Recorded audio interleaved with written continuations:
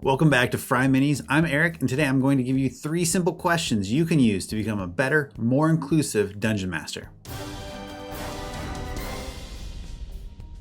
Thanks for clicking in.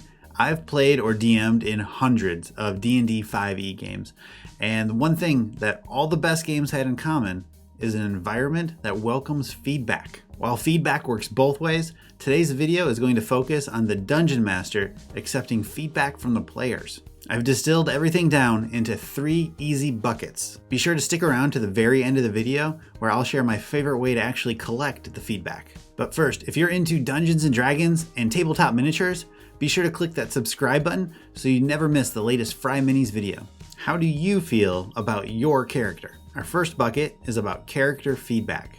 It's important for a player to be able to express how they'd like to see their character progress. What kind of story beats would they like to see for their character? What kind of feats or items would they like to get? Maybe the player wants to gain an in-game justification to multiclass. If a player has something in mind for their character, they're often eager to ask, but they're a little nervous to appear needy. I generally expect to receive lots of feedback in this bucket, but with little emotional difficulty. How do you feel about the Dungeon Master? Bucket number 2 highlights you. It's important that your players understand that you want this critical feedback, and pulling punches doesn't help anyone. You need to know if people feel that you're rushing players or favoring players. Are you approaching story themes that the players maybe aren't comfortable with? Receiving critical feedback can be very difficult, and acting in a positive response can be even harder. It's very important that we do not retaliate against our players for expressing their concerns. I think this feedback area might be the smallest in terms of volume, but is one of the most important to address and address well. How do you feel about the players? Every group dynamic is different, but DMs often end up in a leadership position. Our third bucket represents your responsibility to make everyone feel comfortable. In a perfect world, everyone shows up on time, comes prepared, and nobody dominates the conversation. But as 2020 has taught us, we are definitely not in a perfect world. If one player regularly makes inappropriate jokes or behaves poorly, it can be really hard for another player to address it. As the Dungeon Master, we have to use this pseudo-authority to correct the environment at our table. And we're not just talking about saying mean things. We've all had that player that could maybe use a second shower every week, or stares at their phone until it's their turn and then needs everything re-explained. And it's really unfair to the rest of the group. This kind of feedback can have really major impacts on your group if you don't handle it delicately. So I recommend you think things through and consider the consequences of your response before you take action. Engaging with your players and gaining this kind of feedback can do amazing things for the quality of gameplay at your table. So it sounds simple, sounds like of course I want this feedback, but how do you actually do it?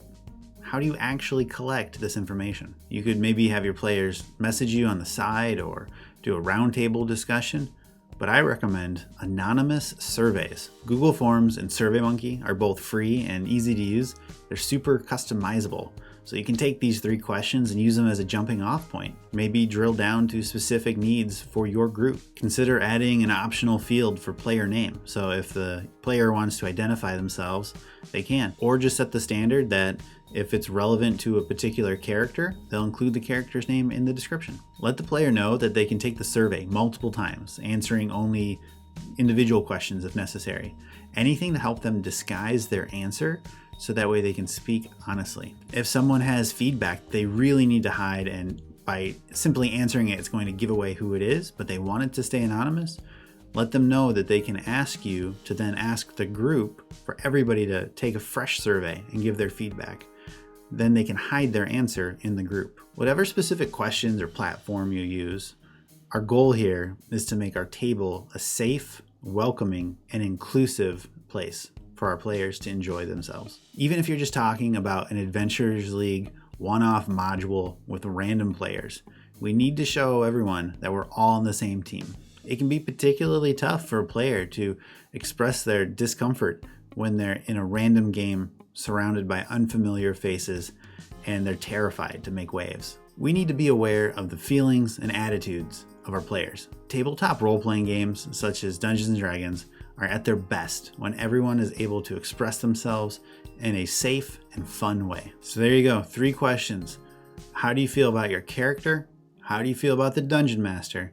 And how do you feel about the players? I hope these questions are able to help you and your friends. I upload new videos every Sunday, and subscribing is a great way to stay up to date. Check me out on Instagram, where I post new minis every Monday, Wednesday, and Friday. And in the comments below, let me know how you share your feedback. Thanks for watching. I'll see you next time.